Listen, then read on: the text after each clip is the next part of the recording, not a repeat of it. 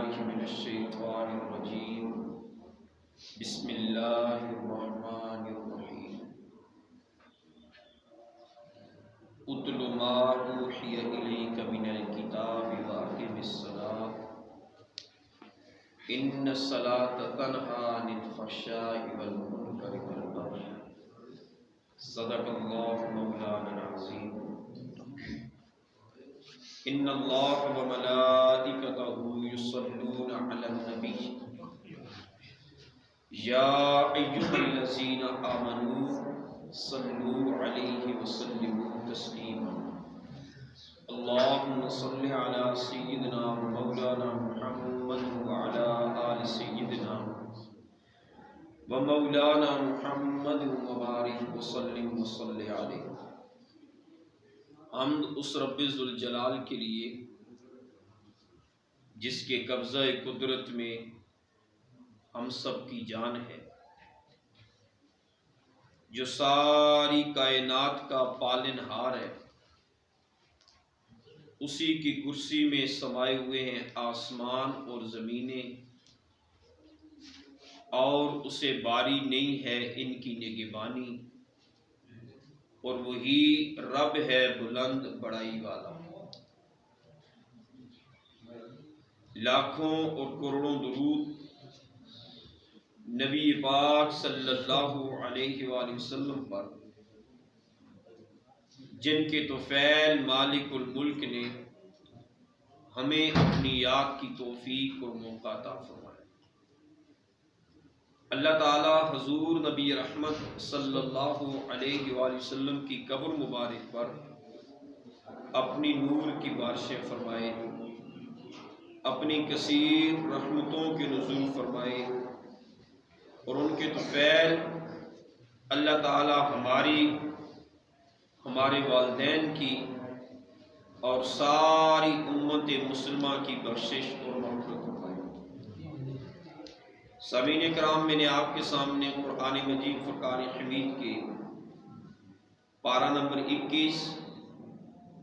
سورہ عنکبوت کی آیت نمبر 45 تلاوت کرنے کا شرف حاصل کیا ہے۔ اللہ رب العزت کی بارگاہ میں دعا گو ہوں کہ وہ مجھے اس آیت مبارکہ کے زیر مفہوم حق کو سچ بیان کرنے کی توفیق عطا فرمائے، اور ہم سب حضرات کو سنا کر اللہ وحدہ لا شریک کے فرمان اور نبی پاک صلی اللہ علیہ وآلہ وسلم کی سنتوں کے اوپر عمل کرنے کی توفیق عطا فرمائے۔ اللہ تعالیٰ اپنی لاریب کتاب قرآن مجید فرقان حمید میں ارشاد فرماتے ہیں، اتل ما اوحی الیک من الکتاب، اس کتاب کی تلاوت کرو جو تمہاری طرف وحی کی گئی، وَأَقِمِ الصَّلَاةَ، اور نماز کو قائم کرو، ان الصلاۃ، بے شک یہ نماز، تنہی عن الفحشاء والمنکر والبغی، بے حیائی اور فحاشت کے کاموں سے روکتی ہے۔ آیت مبارکہ کا بامحاورہ ترجمہ یوں بن جاتا ہے کہ قرآن مجید فرقان حمید کی تلاوت کرو، اس کی کثرت کے ساتھ تلاوت کرو، اور نماز کو قائم کرو، بے شک یہ نماز برے کاموں سے انسان کو روکتی ہے۔ حضور نبی رحمت صلی اللہ علیہ وآلہ وسلم فرماتے ہیں کہ ساری عبادات کا نزول وحی کے ذریعے سے کیا گیا۔ نماز وہ عظیم عبادت ہے جس کا اللہ رب العزت نے آسمان پر بلا کر اعلان فرمایا اور ڈائریکٹ تحفے میں مجھے عطا فرمائی۔ پھر پیارے آقا صلی اللہ علیہ وآلہ وسلم کا فرمان خوشگزار ہے۔ حضور علیہ السلام نے فرمایا، نیکی کے کم و بیش 70 درجے ہیں، اور سب سے افضل ترین جو نیکی کا عبادت کا درجہ ہے وہ نماز، فرض نماز کی پابندی ہے۔ نبی پاک صلی اللہ علیہ وآلہ وسلم کا فرمان ہے، آقا علیہ السلام فرماتے ہیں کہ جس طرح ایک نہر کے کنارے پر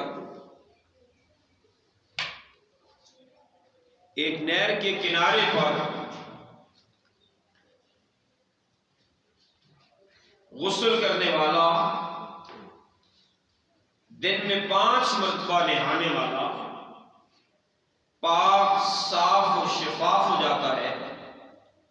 اسی طرح دن میں 5 مرتبہ نماز کی پابندی کرنے والا بھی گناہوں سے پاک صاف ہو جاتا ہے۔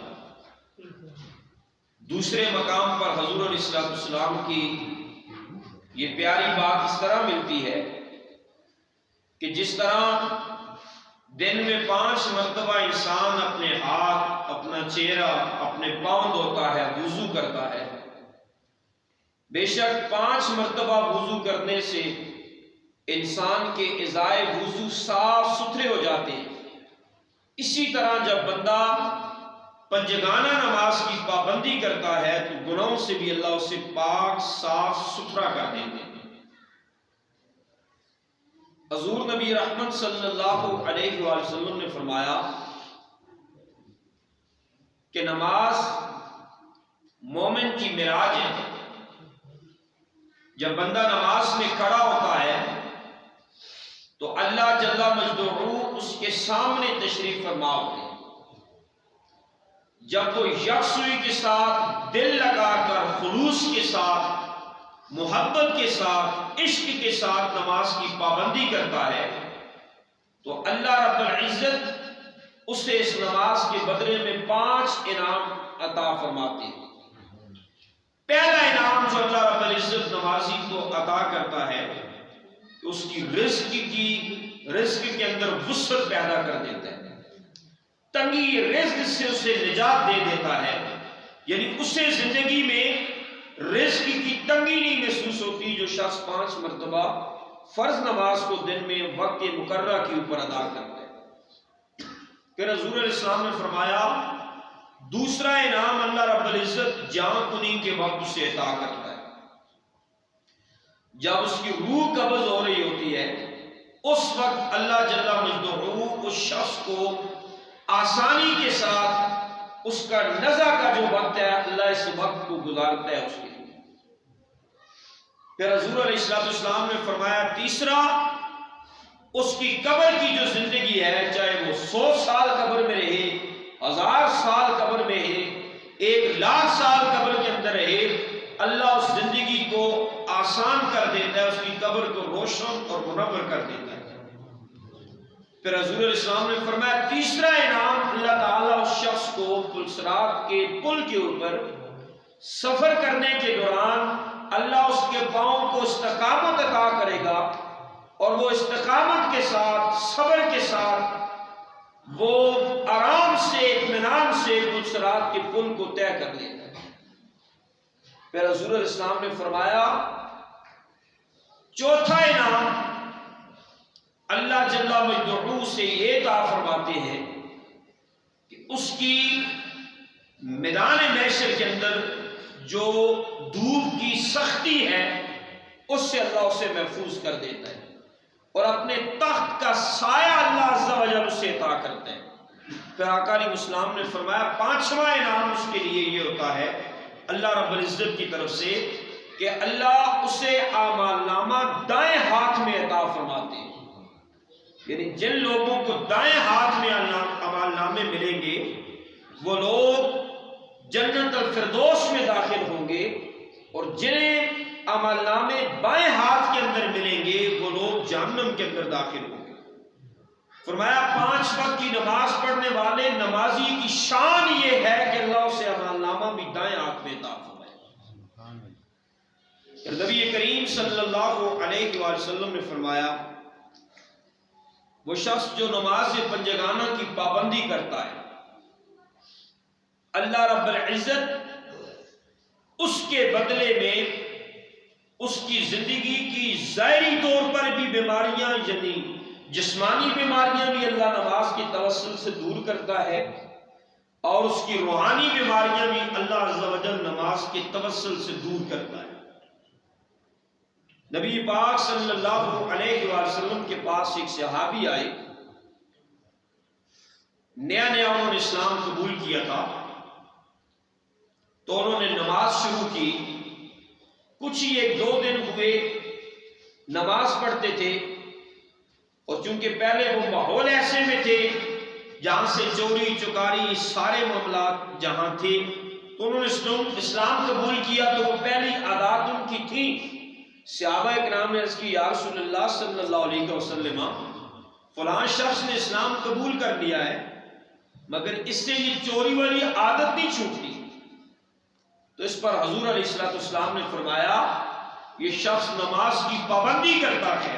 ان قریب ان الصلاۃ تنہی عن الفحشاء والمنکر والبغی۔ اس آیت مبارکہ کے زیر مفہوم اس سے یہ چوری والا کام بھی چھوٹ جائے گا۔ پھر حضور علیہ السلام کی بارگاہ میں دور دراز سے لوگ آتے اور اپنی پریشانیاں، اپنی مصیبتیں، اپنی تکلیفیں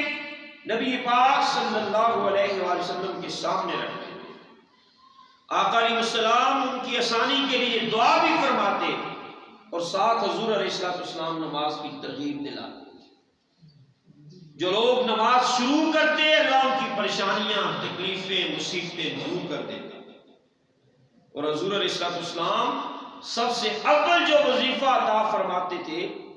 اور جس کی تربیت فرماتے تھے، جس پر زور دیا کرتے تھے، جس کی ترغیب دلاتے تھے، وہ کام نماز پنجگانہ تھا۔ پیارے آقا صلی اللہ علیہ وآلہ وسلم نے اللہ رب العزت سے یہ نماز مانگی تھی۔ جب حضور علیہ السلام معراج پر گئے تو پہلے آسمان پر فرشتے قیام میں تھے، دوسرے آسمان پر فرشتے رکوع کے اندر تھے، تیسرے آسمان پر فرشتے سجدے کے اندر تھے، کوئی قیام کی حالت میں تیسرے آسمان پر کھڑے تھے، یعنی دونوں سجدوں کے درمیان سمع اللہ لمن حمدہ والا۔ پھر چوتھے آسمان پر بھی سجدے پہ، پانچویں پر بھی سجدے پہ، چھٹے پر تشہد کے اوپر، حتیٰ کہ ساتوں آسمان کے فرشتے اللہ کی عبادت میں اس طرح وقتاً فوقتاً مصروف تھے جو ہم نماز کے اندر پہلو ادا کرتے ہیں، یعنی کبھی قیام، کبھی رکوع، کبھی سجود، کبھی تشہد۔ تو حضور علیہ السلام نے فرمایا، اللہ رب العزت مجھے بھی میری امت کے لیے ایسی نماز عطا کر دے جو 5 آسمانوں 7 آسمانوں کو فرشتوں کے عطا کی گئی ہے۔ تو اللہ نے 7 آسمانوں کی عبادت کا مجموعہ، نماز پہلے بھی فرض تھی، پہلے نبیوں پر بھی فرض تھی، مگر یہ حضور کی چاہت تھی، حضور نے پھر اللہ کی بارگاہ میں ریکویسٹ کی، اللہ نے تحفے کے طور پر حضور علیہ السلام کو 5 نمازیں عطا فرمائی۔ پھر نبی پاک صلی اللہ علیہ وآلہ وسلم نے فرمایا، نمازی کی شان یہ ہوتی ہے کہ وہ ہر وقت تندرست اور توانا رہتا ہے، اس کے اندر چستگی رہتی ہے، سستی نہیں آتی اسے۔ اول تو یہ کہ وہ ہر نماز کے ساتھ وضو کا اہتمام کرتا ہے، اور دوسری بات یہ کہ نماز ایک بہترین ایکسرسائز بھی ہے، جسمانی ورزش بھی ہے نماز، اور جسمانی ورزش کے ساتھ ساتھ روحانی ورزش بھی ہے نماز۔ یعنی یہ وہ عظیم کام ہے جس سے انسان کا ظاہری طور پر جو بدن ہے، جسم ہے، وجود ہے، یہ بھی اس کے اندر بھی فٹنس رہتی ہے۔ تو نماز کی پابندی ہم سب کے لیے ضروری ہے۔ پیارے آقا صلی اللہ علیہ وسلم نے فرمایا، اس علاقے کے اندر وبائیں نہیں آتی، اس علاقے کے اندر پریشانیاں نہیں آتی، اس علاقے میں تکالیف نہیں آتی جس علاقے میں لوگ پنجگانہ نمازیں ادا کرتے ہیں۔ مولا علی شیر خدا کرم اللہ وجل کریم کا قول موجود ہے، آپ علیہ السلام نے فرمایا، جب تمہاری مساجد آباد ہوں گی، آپ کی مساجد جب آباد ہوں گی تو آپ کے اسپتال ویران ہوں گے، اور جب آپ کی مساجد ویران ہوں گی، مسجدیں ویران ہوں گی، خالی ہوں گی نمازیوں سے، تو پھر آپ کے اسپتال آباد ہوں گے۔ اس لیے ضروری ہے ہر شخص کے لیے کہ وہ نماز پر زور دے۔ سختی ہمارے اس اسلام کے اندر کسی موقع پر سختی نہیں آئی، مگر حدیث کی کتابوں کو کھول کر اگر دیکھا جائے تو جہاں تک نماز کی بات ہے وہاں حکم آیا کہ جب تمہارا بچہ 7 سال کا ہو جائے تو اسے نماز کی ترغیب دلاؤ، آہستہ آہستہ اس کا رجحان نماز کی طرف پھیرو۔ پھر فرمایا جب 10 سال کا ہو جائے تھوڑا سا اس کے ساتھ سخت رویہ اختیار کرو، اپنے بیٹی اور بیٹے کے ساتھ وہ نماز کی طرف توجہ کرے، یہاں تک کہ جب وہ بالغ ہو جائے اور نماز کی طرف توجہ نہ کرے تو اسے مار پیٹ کے نماز کے اوپر لگاؤ۔ حتیٰ کہ اسلام میں مارنے کی اجازت نہیں ہے، سختی کی اجازت نہیں ہے، مگر نماز کے موقع کے اوپر بھی کہا گیا کہ اگر وہ اس کی طرف دھیان نہ کرے، توجہ نہ کرے تو اسے مار کی توجہ دلوائی جائے۔ کہاں گئی وہ مائیں جو اپنے بچوں کو نماز کے بغیر ناشتہ نہیں دیتی تھی؟ افسوس، کہاں گئے وہ باپ جو اپنے بچوں کو نماز کے بغیر اور قرآن کی تلاوت کے بغیر گھر میں نہیں داخل ہونے دیتے تھے؟ آج ہمیں اس طرف پرواہ نہیں ہے، خود بھی نماز کی طرف توجہ نہیں کرتے، ہماری بیویاں بھی، ہماری گھر والے بھی نماز کی طرف توجہ نہیں کرتے، اور ہم اپنی اولاد کو بھی نماز کی ترغیب نہیں دلاتے۔ جبکہ قرآن مجید فرقان حمید میں احکامات پر جو آیات نازل ہوئی، وہ آیات جن میں احکام نازل ہوئے، حکم نازل ہوئے، ترغیبات دلائی گئی، کم و بیش وہ 500 سے زائد آیات ہیں جو احکامات کے طور پر نازل ہوئی، جن میں حکم نازل ہوئے، حدیں نازل ہوئی، اور ان سارے احکامات کے اندر واحد نماز ایسی ہے جس کا کئی مرتبہ قرآن مجید کے اندر ذکر آیا۔ کبھی زکوٰۃ کے ساتھ جوڑ کر اللہ نے نماز کا ذکر فرمایا، کبھی رب کائنات نے اپنے ذکر کے ساتھ جوڑ کر نماز کا ذکر فرمایا۔ یعنی قرآن مجید فرقان حمید کے کئی مقامات سے سب سے زیادہ احکامات میں سے جو حکم اللہ نے قرآن مجید میں نازل کیے، وہ حکم نماز کے متعلق اللہ رب العزت نے نازل کیے۔ بدقسمتی ہماری یہ ہے کہ ہم رجحان ہی نہیں کرتے۔ نبی پاک صلی اللہ علیہ وآلہ وسلم کا فرمان ہے کہ وہ شخص جو نماز پڑھتا ہے، کائنات کی ہر ایک چیز اس کے لیے اللہ کی بارگاہ سے دعا کرتی ہے، اور کائنات کی ہر ایک چیز اس سے مبارکیں پیش کرتی ہے، حتیٰ کہ مشرق سے مغرب، شمال سے جنوب تک ہر ایک چیز، چاہے وہ خشکی والی ہے یا وہ تری والی ہے، یہاں تک کہ سمندروں کی مخلوق بھی، مچھلیاں بھی اس شخص کے لیے، اس کے اوپر اللہ کی مہربانی اور اس کی بخشش اور مغفرت، اس کی کامیابی کے لیے دعائیں کرتی ہے اور مبارکیں اس شخص کو پیش کرتی ہے جو نماز پنجگانہ کی پابندی کرتا ہے۔ پھر فرمایا وہ شخص جو نماز کی پابندی نہیں کرتا،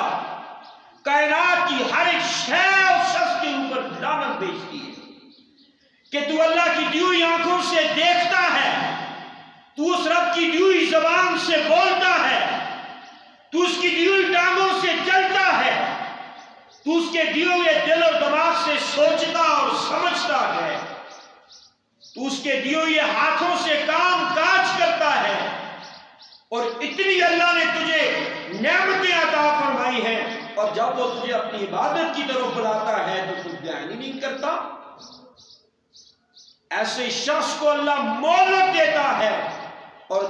جوں جوں بے نمازی نماز سے غفلت کا مظاہرہ کرتا جاتا ہے، تو اللہ اس کی رزق کی تنگیاں اسے دیتا ہے، معیشت کی تنگیاں اللہ اسے دیتا ہے، جانی طور پر صحت کی تنگی اسے اللہ دیتا ہے، اولاد میں کمیاں اللہ اسے دیتا ہے، گھر میں اس کے برکتیں اڑ جاتی ہیں، اور یہاں تک کہ وہ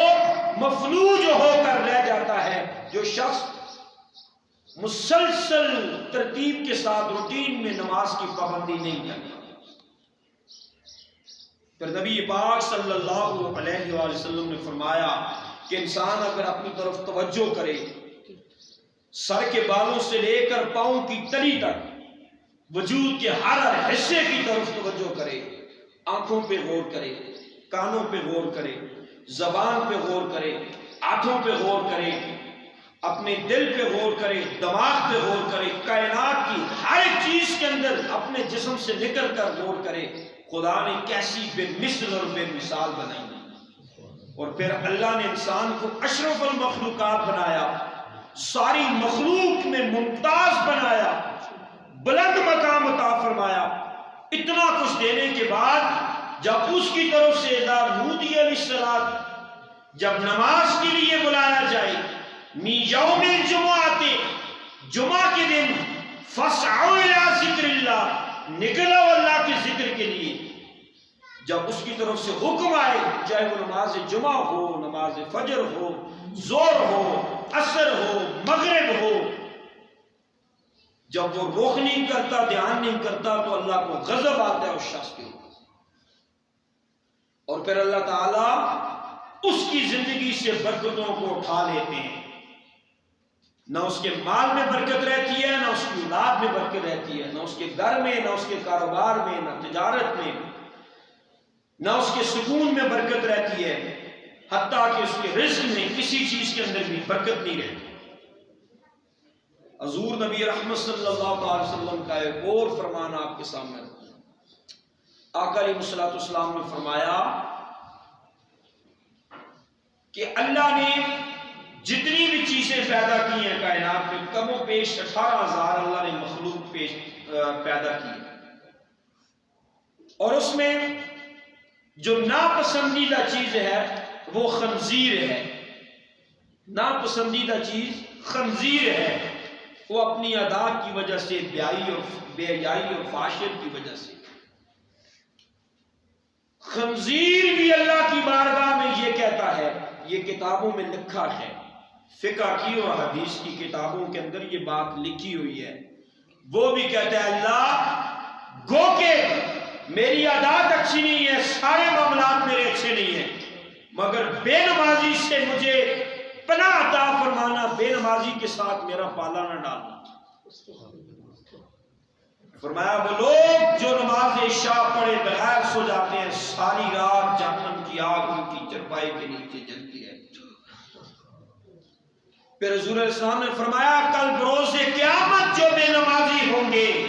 ان بے نمازیوں کا حساب فرعون، حامان، قارون، ابی بن خلف کے ساتھ ہوگا. فرمایا ان کے ساتھ بے نمازیوں کا حساب و کتاب ہوگا. فرعون وہ شخص تھا جس نے خدائی کا دعویٰ کیا تھا. قارون، حامان کے وزیر تھے یا اپنے اپنے وقت کے، یہ بھی انہیں بھی اللہ نے مقام دیا تھا، مگر فخر اور غرور اور تکبر کی وجہ سے انہوں نے دعوے کیے تھے اور یہ ہر اس کام سے ٹکر جاتے تھے جس کا حکم اللہ عز و جل نے عطا کیا تھا. اور امیہ بن خلف حضور علیہ السلام کے زمانے کے اندر تھا. یہ وہ شخص تھا جس نے گھوڑا پالا تھا کہ میں اس پر بیٹھ کر، اور اس نے ایک تلوار بنائی تھی کہ میں اس تلوار سے استغفر اللہ ربی، حضور نبی رحمت صلی اللہ علیہ وسلم کو قتل کر دیا. یعنی اتنا بڑا گستاخ، بے ادب، مشرک، لعین. فرمایا بے نمازی کا حساب و کتاب ان کے ساتھ ہوگا، خود اندازہ لگا لیں. پھر فرمایا وہ لوگ جو نمازوں کے اندر سستیاں کرتے ہیں، جو نمازوں کی طرف دھیان نہیں کرتے. ایک تو 5 موقعوں پر ان لوگوں کو بڑی اذیت برداشت کرنی پڑے گی. پہلا موقع جاں کا، ان کا آخری وقت، موت کا وقت دردناک ترین ہوگا جو نماز کی پابندی نہیں کرتے. ان سے روح ملک الموت اس طرح نکالیں گے کہ وہ سسکیاں بھریں گے، تڑپیں گے، بچنیں گے اور تزلزل میں کانپیں گے وہ، اور خدا را زبان سے کیا کچھ کہیں گے، اور اس حال میں ان کی موت ہوگی. بے نمازیوں کی اکثر جب موت ہوتی ہے تو پیشاب تک نکل جاتا ہے ان کا، جو نماز کی پابندی نہیں کرتے. خدا را ہم دھیان ہی نہیں کرتے اس طرف، رجحان ہی نہیں کرتے ہم اس طرف. پھر فرمایا اس کے بعد قبر کے اندر جب اسے ڈالا جاتا ہے تو قبر کی دونوں سائڈیں اسے پیستی ہیں، آپس میں ملا دیتی ہیں کہ تو نماز کی پابندی نہیں کرتا تھا، خدا نے تجھے کیا کچھ عطا نہیں کیا تھا، تو پھر بھی اس کی طرف دھیان نہیں کرتا تھا۔ اور دونوں پسلیوں کو آپس میں ملا کر پھر فرمایا قبر کی پاؤں والی سائڈ اور سر والی سائڈ سے پھر قبر آ کر ملتی، اسے کیما کرما بنا دی، اور مسلسل اس شخص کا سسٹم قبر کے اندر ایسے چلتا ہے۔ میں ایک سچی حقائق پڑھ رہا تھا آج ہی، جب میں دیکھ رہا تھا اس موضوع کے اوپر کتب کھول کر، تو ایک شخص کا واقعہ لکھا ہوا تھا کہ اس کی بہن فوت ہوئی، قبر میں بہن کو دفنا کے آیا تو کچھ مال دولت، کچھ سونا، کچھ ایسی چیزیں بھی اس کی قبر میں رہ گئی۔ جب سارے لوگ گھر کو واپس لوٹ آئے تو وہ اسے یاد آیا کہ میں تو اتنی زیادہ مالیت جو ہے وہ بہن کو دفناتے وقت قبر میں چھوڑ کے آ گیا۔ واپس گیا تو اس نے چپکے سے آرام سے کسی اور کو نہ بتاؤں، اس نے جو ہی قبر اپنی بہن کی کھولی تو وہاں سے آگ کے لمبے نکل رہے تھے، ڈرتا ہوا، چیختا بلبلاتا ہوا، پسینہ پسینہ ہوا اپنے گھر آیا، والدہ سے سارا ماجرا پیش کیا۔ والدہ میں اس طرح بہن کی قبر کھودنے کے لیے گیا ہوں، مجھ سے کچھ سامان وہاں پر، کچھ پیسے، کچھ سونا رہ گیا تھا، میں واپس آیا ہوں تو وہاں پر تو جو قبر کی دیواریں ہیں چاروں طرف، ان سے آگ کے شعلے نکل رہے، لمبے نکل رہے ہیں آگ کے، اور وہ تو آگ کے اندر جل رہی ہے۔ ایسا کون سا گناہ کیا کرتی تھی؟ تو اس کی ماں نے بتایا، بیٹا تیری بہن کو میں جب نماز کا کہتی تھی وہ نماز کی پابندی نہیں کرتی تھی، اور بے نمازی ہونے کی وجہ سے اس کی قبر آگ کے شعلوں کے ساتھ لمبوں